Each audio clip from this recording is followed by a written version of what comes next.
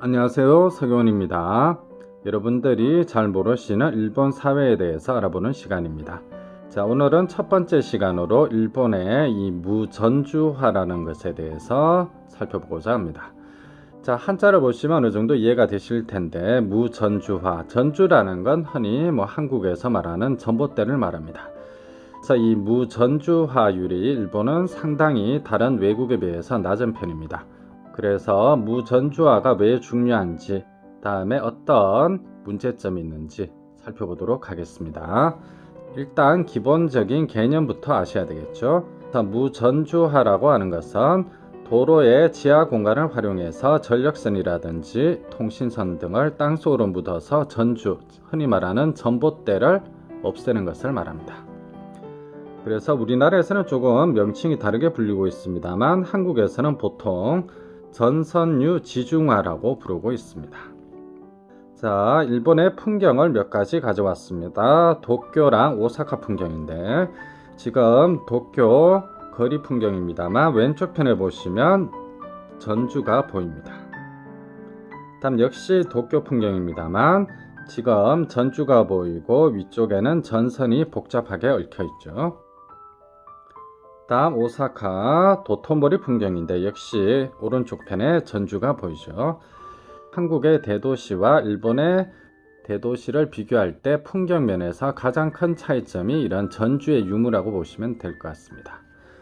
자, 그럼 일본에는 어느 정도 무전주화가 진행되어 있냐 통계 자료가 있습니다.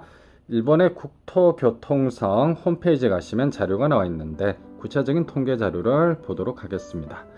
일단 영국의 런던이나 프랑스 파리는 무전주화율이 무려 100%입니다. 전주가 하나도 없다는 얘기죠.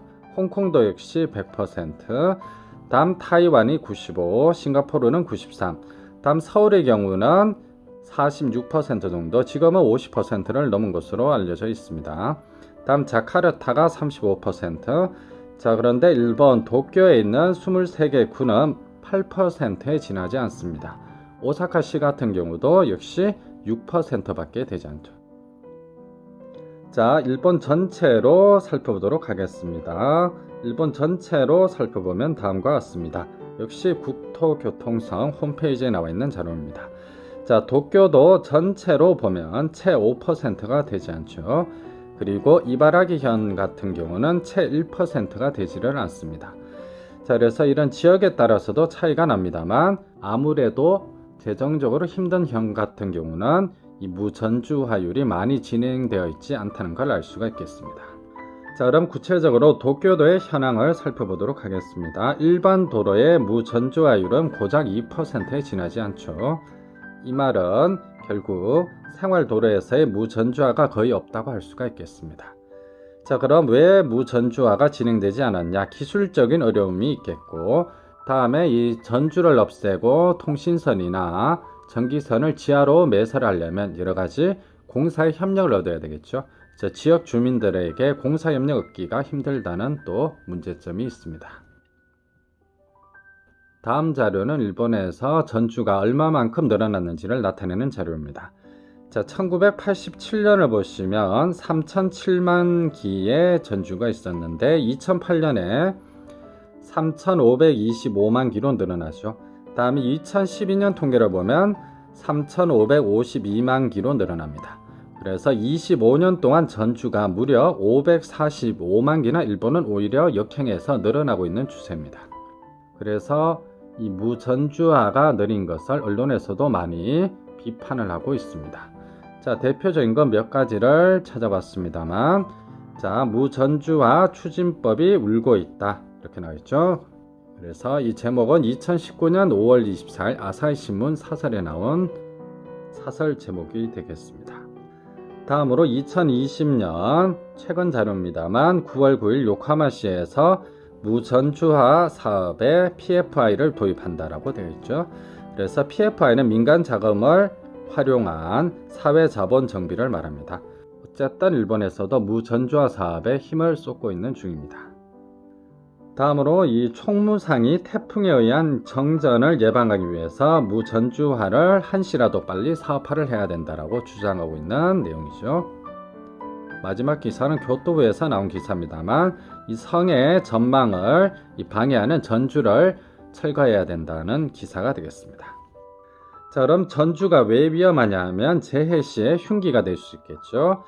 일본은 워낙 자연재해가 많은 나라다 보니 태풍이나 지진이 일어났을 때 이 전주가 넘어지면 사람의 생명을 위협할 수도 있겠죠. 재해 시에 흉기가 될 수 있습니다. 다음, 이 전주에 부딪히면 교통사고의 사망률이 무려 10배나 높아진다는 통계가 있습니다. 그래서 교통사고 사망률이 또 올라간다는 문제점도 있을 수가 있겠죠. 다음으로 전주가 있다 보니 도로의 폭이 좁아지고 차량과 더 가까워집니다. 도로의 폭이 좁아져서 차량과 더 가까워지면 교통사고의 위험도 아무래도 증가할 수 있겠죠. 자, 그럼 무전주화의 장점은 뭐냐? 첫 번째, 거리 경관이 향상되고 자산가치, 흔히 말하는 집값이라든지 땅값이 올라간다는 장점이 있겠습니다. 또 하나, 안전하고 쾌적한 생활 공간을 창조할 수가 있겠죠.